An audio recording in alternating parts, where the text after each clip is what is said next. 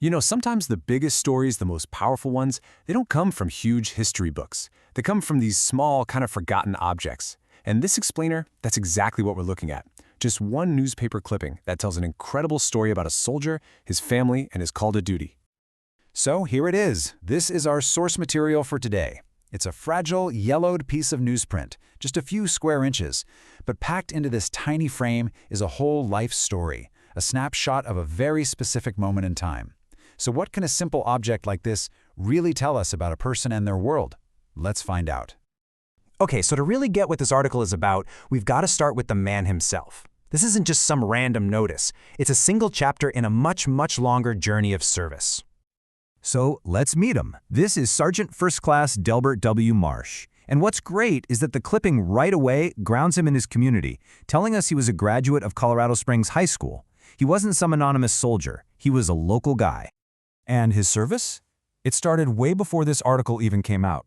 The article says he served 22 months in Europe during World War II. I mean, just stop and think about that for a second. Almost 2 whole years of his life spent in a massive global conflict. That's the kind of experience that would absolutely shape a person. And you know, his commitment didn't just stop when World War II ended.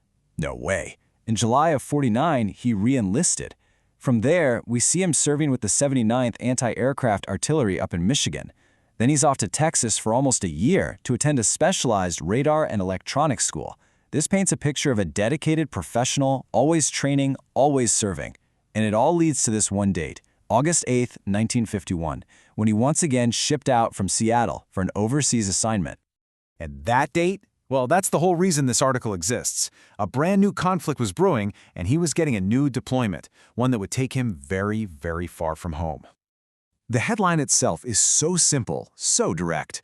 Just 4 words, now serving in Korea. It's not flashy, you know. It's just a statement of fact for the folks back home, a way to let everyone in town know where one of their own was headed. And make no mistake, this wasn't just some notice for the future.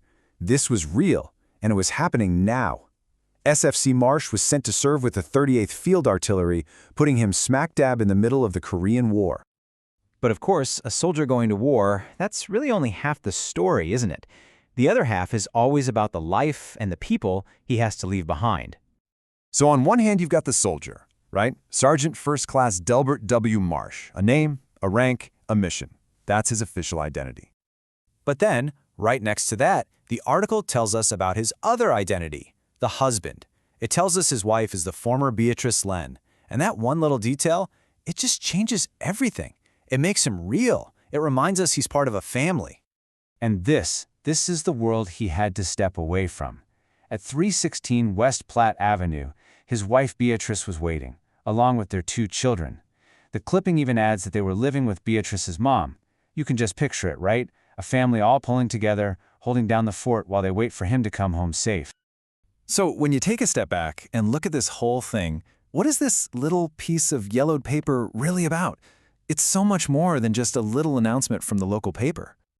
What we're looking at here is a genuine historical artifact. It's a snapshot, frozen in time, of one family's contribution and sacrifice during the Korean War. It's this incredible story of duty on one side of the planet and a whole lot of love and patient waiting on the other. And that kind of brings us to a final, bigger thought. This one piece of paper survived, right? But it just makes you wonder how many other stories just like this are out there, tucked away in an old box in an attic or pressed between the pages of a book, just waiting for someone to find them.